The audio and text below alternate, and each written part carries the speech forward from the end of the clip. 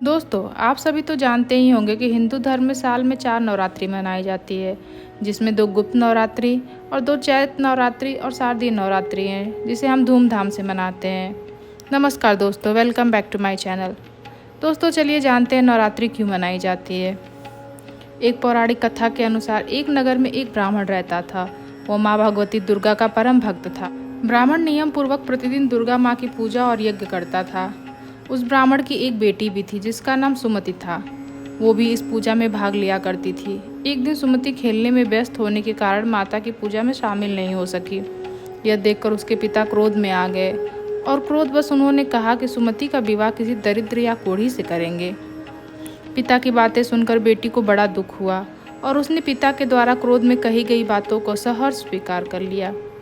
कई बार प्रयास करने से भी भाग्य का लिखा नहीं बदलता है। अपनी कही गई बात के अनुसार सुमति के पिता ने उसका विवाह एक कोढ़ी के साथ कर दिया। सुमति अपने पति के साथ विवाह करके चली गई।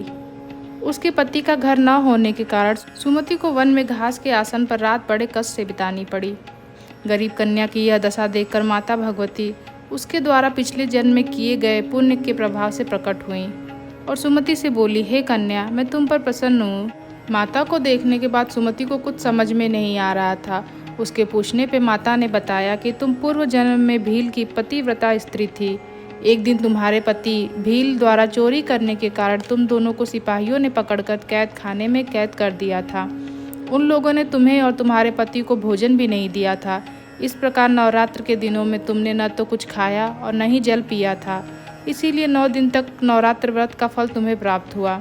उन दिनों अनजाने में जो व्रत हुआ, उस व्रत के प्रभाव से प्रसन्न होकर आज मैं तुम्हें मनवांछित वरदान दे रही हूँ। यह सुनकर सुमति बोली, अगर आप मुझ पर प्रसन्न हैं तो कृपा करके मेरे पति का कोढ़ दूर कर दीजिए। माता ने कन्या की यह इच्छा शीघ्र पूरी कर दी।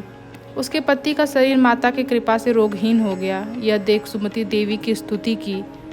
यह देख देवी बहुत प्रसन्न हुई और फिर नवरात्र व्रत की विधि विस्तार पूर्वक बताते हुए कहा, हे पुत्री, नवरात्र में 9 दिन तक विधि पूर्वक व्रत करना है। यदि दिन भर का व्रत ना कर सके तो एक समय भोजन करे।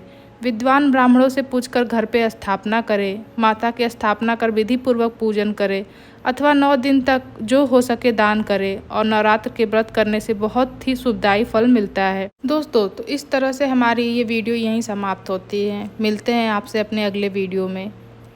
तब तक के लिए please like, share, subscribe to my channel. Thanks for watching. आप सभी को हैप्पी नवरात्रि।